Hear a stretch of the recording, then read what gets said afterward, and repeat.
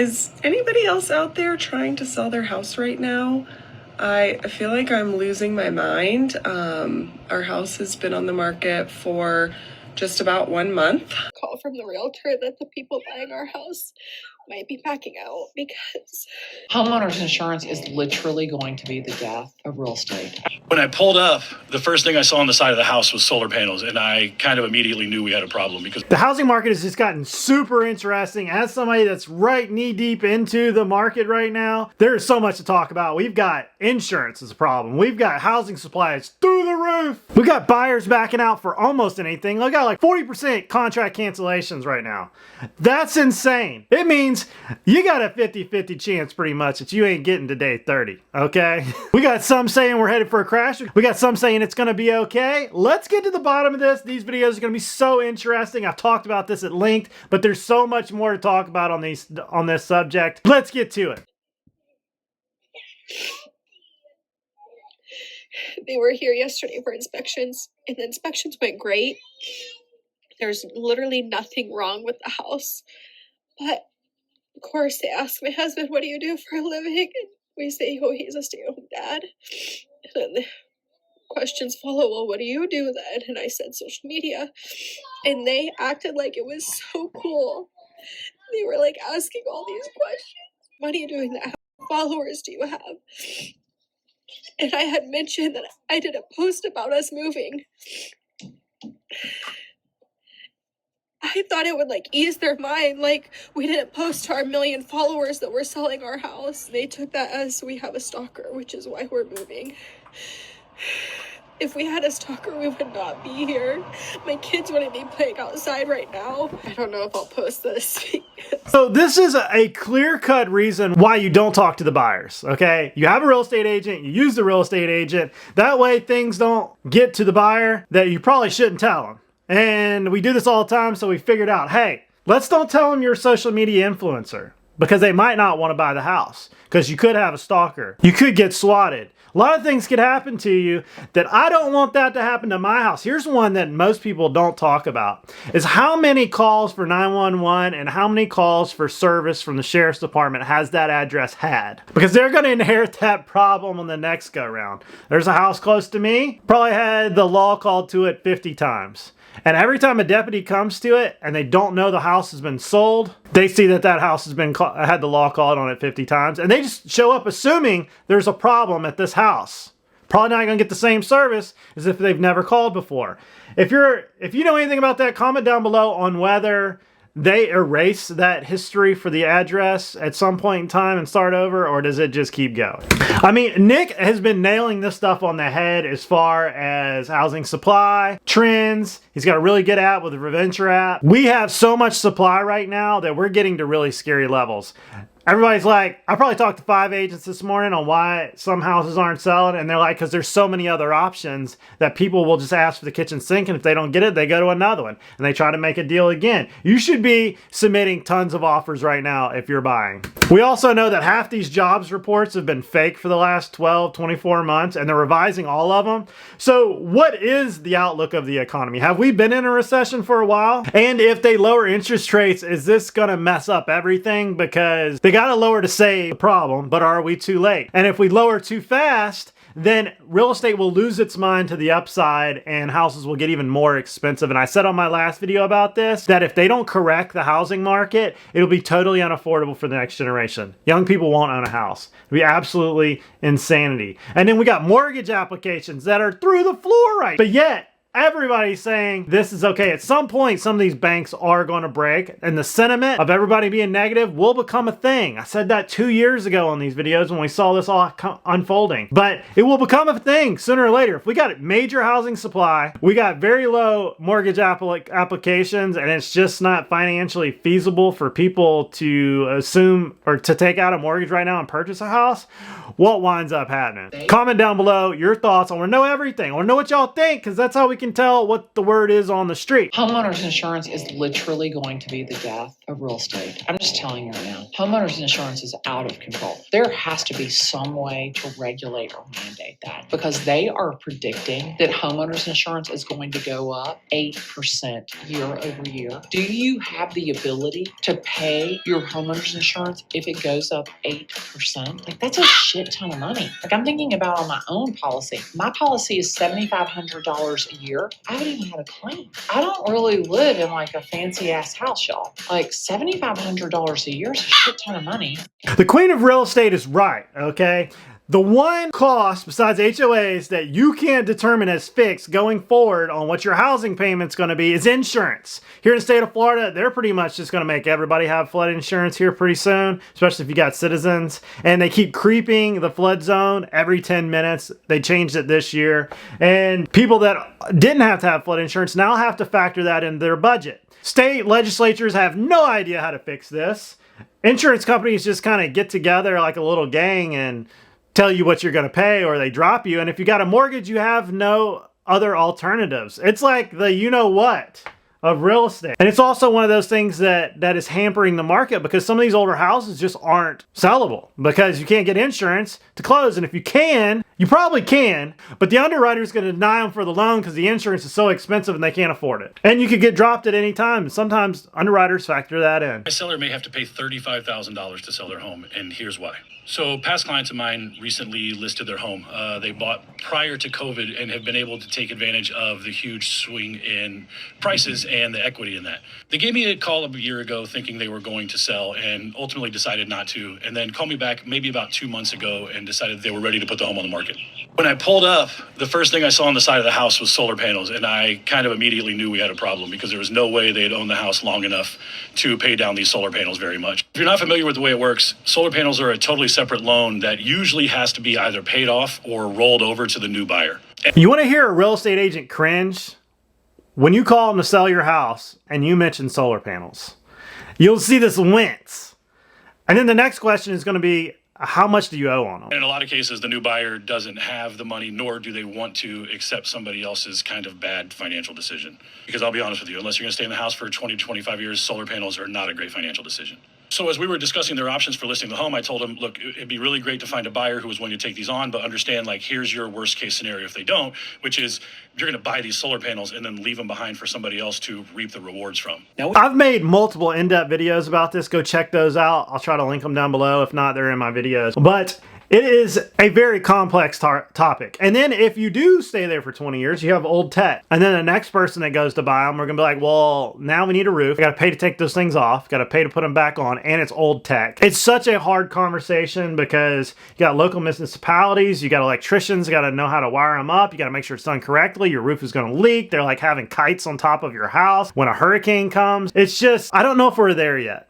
The society is not progressed enough. I don't know if we're there yet, but you know, if you pay cash for them, go for it. Don't take out a loan, and for sure don't take out a lease on these things. You guys are actually keeping up with the whole insurance market or anything like that currently, just anything that's going on in America right now. But listen to this. This woman says that the soaring insurance prices forces her to sell her house, nearly owning it 30 years. Look at this. Louisiana, okay? Louisiana is the state that this happened in, and this is ridiculous. Look at this article. Okay, so according to Assurify, an online insurance marketplace, the cost of homeowners insurance in Louisiana could jump another, so it's not even done yet, could jump another 23% by the end of the year, the steepest increase in the country. Now, I believe it because, listen, I'm not, so obviously myself, I'm an insurance agent, and this is why I do all this stuff to keep all, everyone else informed. But listen, 23%, that is steep.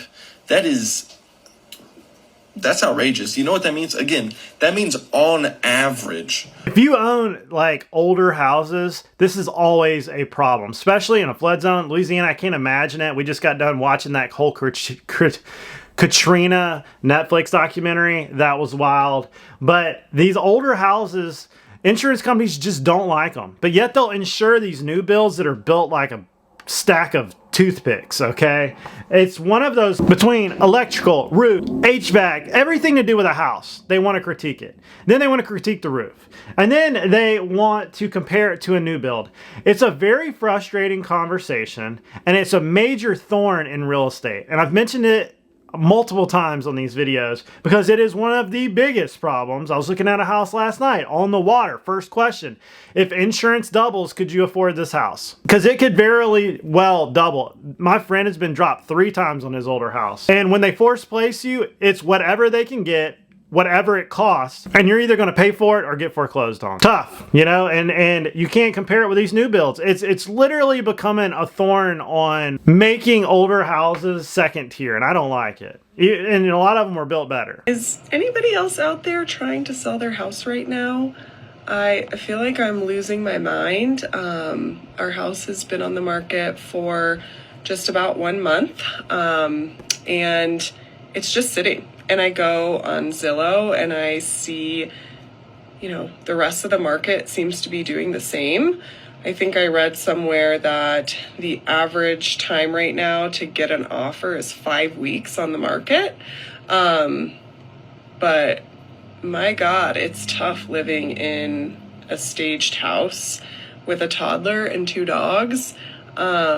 So just trying to find my community out there to get any tips and tricks on how to get this sold so that we can move on to our next spot. Because it's overpriced. Buyers determine the value of your home. And if you're not asking for a price that's currently within the ballpark of what the buyers would consider as a good value for your home, then it won't sell and it will sit on the market. So if your home's not selling and it's sitting on the market, you can either do improvements to it to make the value of your home more to match the asking price that you're currently asking for, or you can lower the price to what the home is actually worth in its current condition. That's it. Price, condition, supply. That's what prices a house, okay? You got price. Did you overprice it? How'd you get there? You got supply. How many other houses are being sold? And what is its competition? And condition. Is everything clean inside? Does it smell good? Does it smell like an animal? Does it smell like a cat? Does it smell like peas on the wall? Is there nicks in the paint? Is the roof in good condition? Does it look like the others that are selling? What makes yours better than the other? There are a lot of things that make a house sell, not sell, but you got to look at those big 3. And if you're not in pristine condition, which the ones that are in pristine condition, priced right, do sell now. Okay, but if you think you're gonna price it like you did 2 years ago and it's in a meh condition, probably not gonna sell. That's where price comes into play. And we're stuck in this limbo right now where sellers think that they're gonna sell it for some crazy price. Buyers are like, you know what, I think I want the lawnmower, the cuckoo clock, the Pac-Man, and I want you to paint the house before we go into deal. And we're at this meeting of the minds. And nobody wants to budge. Nobody wants to budge, but meanwhile, supply just keeps going up. The market keeps getting colder and colder, and we don't know what the Fed's going to do. And if the Fed does lower rates, it's going to take 3 or 4 months for it to slinky effect. Anyways, talked about that in my last video. So you got a lot of these young agents out there, they just know everything. They don't. All the old people, all the older agents out there went through 2008. I listened to one talk last night, you know, the whole roller coaster, the whole event. We got to get back to playing small ball. All you agents got to roll up your doggone sleeves and start earning the keep. And the days of just posting on the MLS and making money,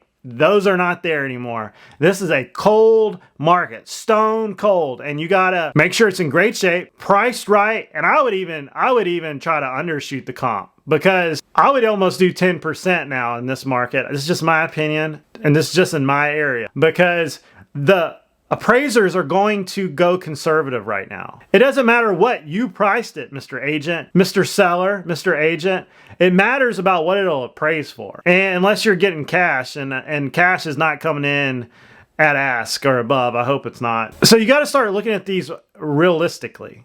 And ask is just a number the agent and the buyer, or the agent and the seller came up with anyways. And it's probably, everybody's like, oh, well, let's shoot for this, 30,000 over what it should be.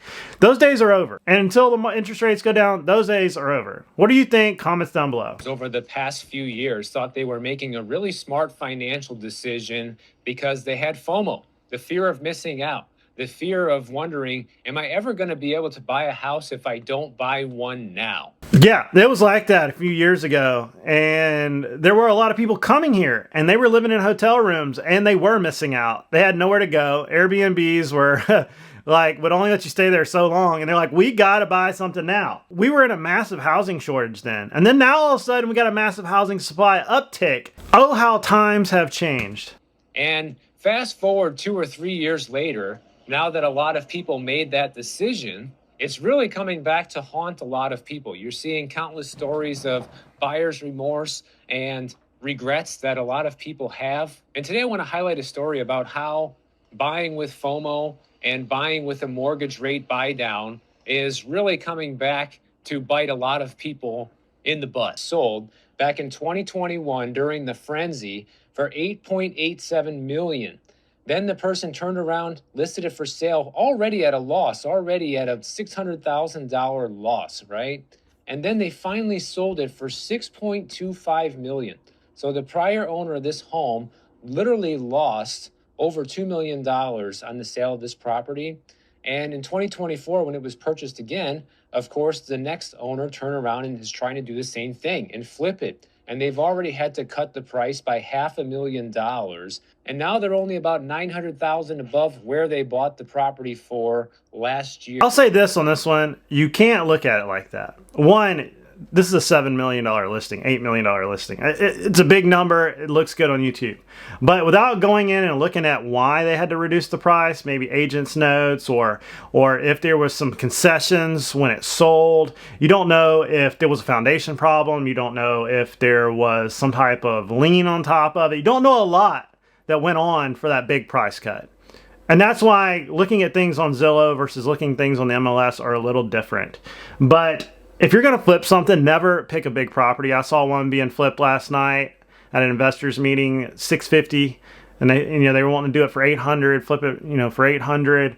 To put that amount of money on the ground to try to get a return in real estate is very risky. If you're a young real estate guy out there, stay in a small ball arena, especially with single family housing. If you're doing multifamily, okay, but that's a lot of dough to put out there. And a lot of these flippers, you got a whole different ball game of financing with these really big properties, these jumbo loans.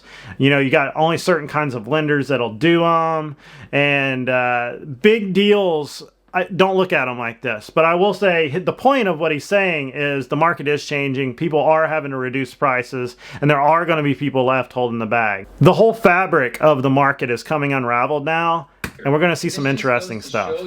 And this just goes to show you that some people just never learn, right? Like this person bought it from a flipper who lost a bunch of money, and they came in thinking that, well, that's not going to happen to me. I'm going to be the one who makes money. Well, so far, they're not the one making money. That place has been listed for sale since June, and we are now in September, and they have a major price cut, and the house isn't sold. If they do get lucky enough to sell it, it's probably going to be at a substantially lower price than what a lot of people aren't talking about on these deals is how much holding costs there are. On a house that expensive, the holding costs are astronomical between taxes, insurance, power, maintenance, all the things. It is going to be super expensive to hold that property. And we're seeing that at scale across the market as these properties sit on the market for 30, 60, 90 days, 100 days, 6 months.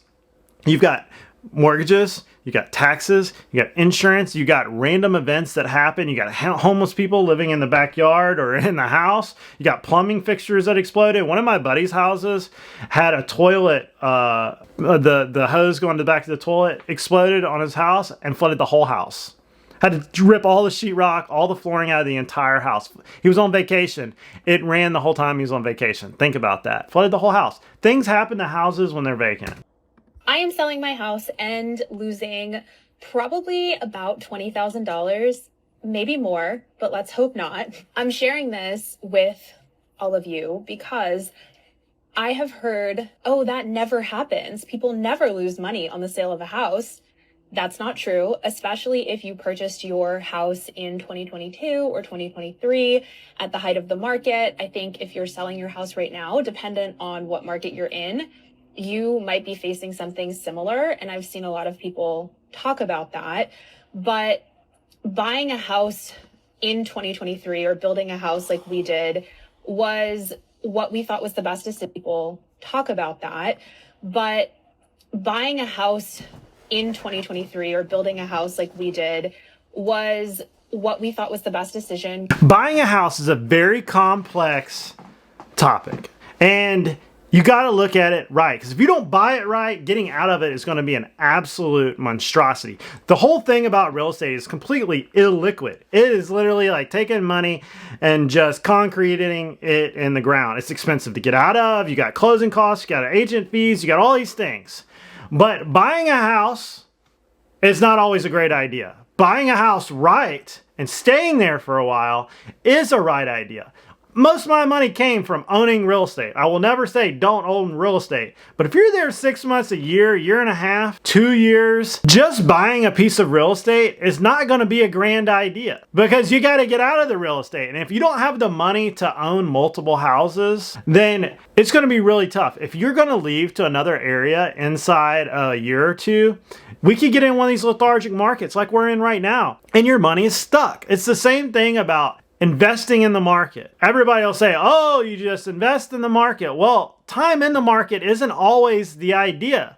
Sometimes those markets can go down, and past results are not future projections. Anything can happen. We've seen the market go all over the place. We've seen tweets take 20% haircuts on the market. Okay? You got to be careful with these things. You got to buy it right. But people were buying at ask, no questions, like not even doing any type of inspections, getting in the house and like, oh, well, we're ready to sell 2 years later. And they started a new build project right next to them. And now you're competing with new builds and you can't get out of it. Oh, by the way, you put solar panels on it. Now you're going to pay to leave. And do you have the cash to cover? Got to be very careful on just buying real estate. You got to have a professional in your corner that knows what they're talking about. And if you've never bought real estate before, like multiple times, you're not going to know that. And you're going to get caught with a lot of things you didn't see coming. And we're dealing with lots of money.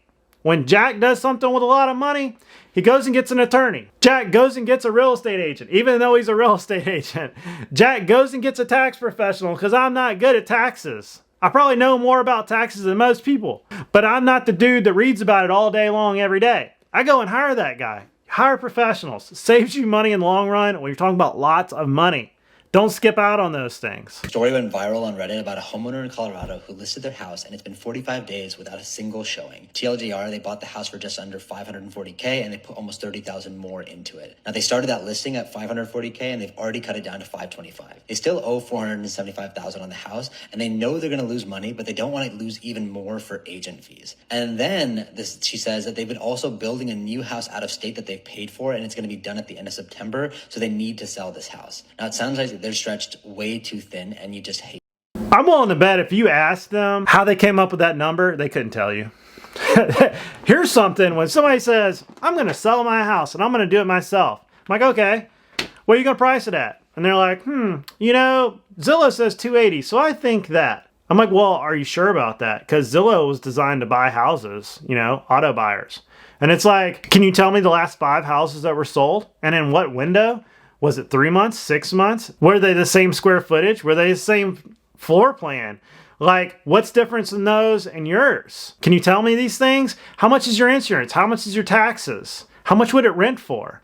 Most people love y'all to death, but they don't know these answers. But yet, they want to just throw their market on there, represent themselves, and say, my house isn't selling. Sounds like that house is overpriced. Sounds like there's something else going on it. And then anytime you've got renovations in there, you got to ask, hey, were they done correctly? Was it permitted? Was the contractors paid on time? Do you have mad neighbors? Like, is there a crazy person next door? Like, what's going on? Is there a crime problem? Is there good schools? All these things, location, location, location. There's a lot of things that can go on to say, why isn't it selling? Sometimes it's price, condition, and supply.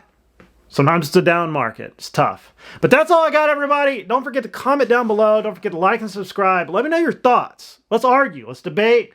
Because we need to figure this out, and there's somebody in the comment section that needs to know these answers. So give them your opinion. I like talking about this subject because we are seeing history in action right now, and this is happening. It could get worse.